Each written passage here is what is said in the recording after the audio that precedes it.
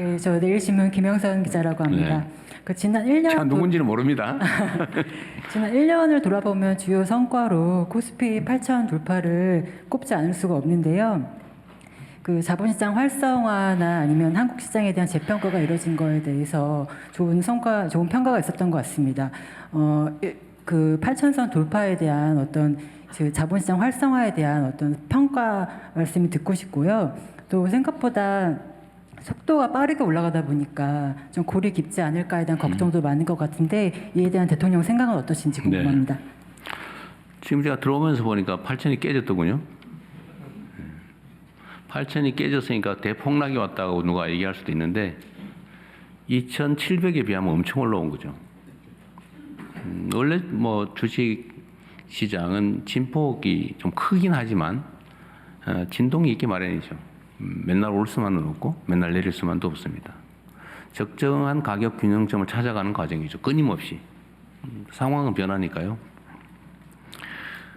제가 주가지수 5천 얘기한 건 한 2, 3년 지난 다음 정도를 제가 기대를 하고 자신이 있었는데 이게 지금 6개월 만에 이렇게 돼버렸어요. 그거는 신뢰 때문인 것 같습니다.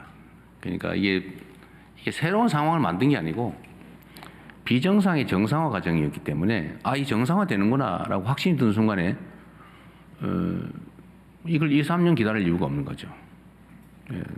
정상을 찾아가는 마치 용수철처럼 우리나라 주식시장은 너무 과도하게 눌려 있었어요. 다 아는 것처럼 뭐 PBR이니 PER이니 이런 거 따질 것도 없이 자주에는 이상하게 너무 낮았어요. 한 잘해봐야 60% 정도 평가밖에 못 받았다. 잘해봐야. 그 예를 들면 이게 비교를 해봐도 지정학적 불안정, 예를 들면 전쟁이나 이런 위험성, 외교 군사 안보적 영역의 불안정 때문이라면 대만을 설명할 수가 없죠.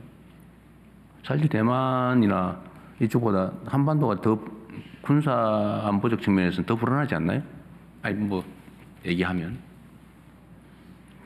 우리가 북한을 막 어떻게 집적거리지 않은 한 좀 집적거려서 문제가 되긴 했죠. 예를 들면 경제 상황은 또 어떠냐? 참 비정상이었어요. 말이 안 되는 상황이었죠. 이거를 정상화한다면 뭐 어느 정도 갈까? 저는 반도체 특수 상황 뭐 이런 거 빼고 그냥 현재 상태에서만 정상화 조치를 통해서 5천을 넘길 수 있다고 봤어요. 그 신뢰를 회복하는 과정.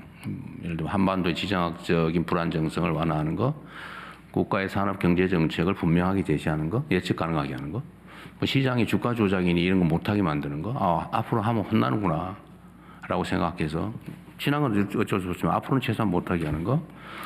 예를 들면 뭐 회사의 기업 이익이 늘어나도 뒤로 소위 파이프 박아가지고 다 빼돌리고 뭐 이런 거 있잖아요. 파이프라인이라고 그러나? 뭐 그런 거 있어요.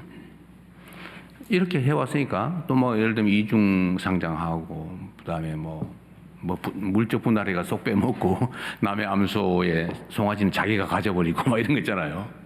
근데 이런 비정상적인 것만 정리해도 한 5천 될 거라고 봤죠. 한 5천 그 이상이 될 거다. 한 6, 7천은 될 수 있겠다. 차마 그 말은 못하고 5천 소심하게 이렇게 얘기했던 거죠. 근데 거기에 이제 반도체 특수가 이제 생겨난 거죠. 더하기 해야죠. 그게 제가 보기엔 한 2, 3천 포인트까지는 되지 않을까, 그 몫이. 그러니까 대충 본대로 돼 가고 있어요. 근데 너무 빨리.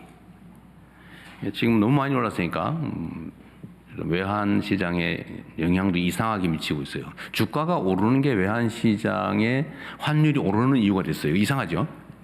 원래 반대거든요. 너무 빨리 많이 오르다 보니까 비중이 너무 늘어나가지고 한국물은 예를 들면 몇 퍼센트만 가져라고 회사 내 지침이, 펀드 내 지침이 있는데 이게 이만큼 커져버렸어요. 뭐 두세 배 올라버렸어요. 특히 반도체 대형주 중심으로 가지고 있었다면 두세 배가 아니고 대여섯 배 올라버린 거죠. 비중이 2%인데 그게 갑자기 막 10% 돼버린 거예요. 그러면 조정을 해야죠. 밸런스를 맞춰야죠. 그러다 보니까 팔아야죠. 그러니까 주가가 폭등을 하면 오히려 환율이 올라가는. 또 그거를 엄청난 지금 국내 수출 증가로 사실은 우리 대한민국에 한 번도 겪어보지 못한 엄청난 경상수지 흑자가 생기고 있어요. 엄청납니다. 뭐 상상 이상이에요. 지금 이미 연간 경상 예측 수지를 넘어서 버렸어요. 그러니까 이런 대한민국 이전에는 겪지 못했던 새로운 상황까지 겹쳐서 주가는 생각보다 빨리 올라온 것 같습니다. 그런데 이익 실현도 좀 해야 되고 밸런스 조정도 좀 해야 되고 또 불안한 사람들도 잠시 쉬었다 가야 되는 것도 있고 하지만 아직도 저는 약간 저평가됐다고 생각해요. 아직도. 그러면 주가는 출렁출렁 하는 거죠. 어느 나라도 이렇게 직선으로 가지 않아요. 반드시 흔들리면서 갑니다. 주가는 불안의 벽을 타고 오르다가 확신에서 무너진다. 뭐 그런 얘기도 있어요. 그래도 이거 제 오늘 하는 말을 무슨 매매를 결정하는 참고자료 쓰지 말기 바랍니다. 그리고 또 하나 좋은 측면은 우리가 잘 못 느끼는 건데 주가 상승의 이익을 누가 받냐? 대형주, 반도체주, 잘 나가는 주식 가진 사람만 득 받냐? 그건 아니죠. 모든 국민들이 혜택을 보고 있어요. 이게 뭔 소리냐 하실 수 있는데 가장 직접적으로 표현하면 국민연금이 엄청나게 늘어났습니다. 그래서 대충 계산해도 고관련도가 24년 늘어났다는 언론 보도도 있더군요. 그건 계산할 때마다 다 틀려요. 그러나 수십 년 늘어난 건 맞는 것 같습니다. 그래서 고갈에 대한 걱정을 하는 우리 젊은 청년 세대들의 걱정이 조금 줄어들었죠. 그래서 요새 국민연금 구조개혁에 대한 얘기가 좀 들어갔어요. 매우 다행스러운 거죠. 종전의 국민연금의 구조개혁 얘기는 누가 더 손해볼 거냐라는 얘기였어요. 손해를 누가 부담할 거냐. 그러니까 그 국민연금 얘기할 때마다 표가 떨어져요. 그래서 다 누구도 해야 되는 일이지만 아무도 말하지 않는 거죠. 피하는 거죠. 왜냐하면 연금 개혁하고 그 정권이 유지된 나라가 없다고 할 정도예요. 해야 되긴 한데 하면 엄청난 정치적 타격이 와요. 누가 손해를 보거든요. 누가 손해를 부담할 거냐. 근데 그 얘기를 우리가 상당 기간은 안 해도 되게 된 건 참 대한민국 전체를 위해서 바람직한 일이기도 하고 이재명 정권을 위해서도 매우 다행스러운 일이죠.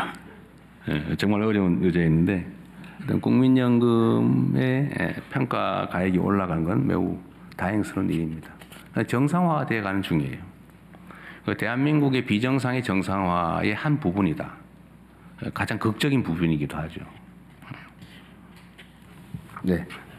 또 한 분 다 했어요? 아니요, 지금 진행하십시오. 네.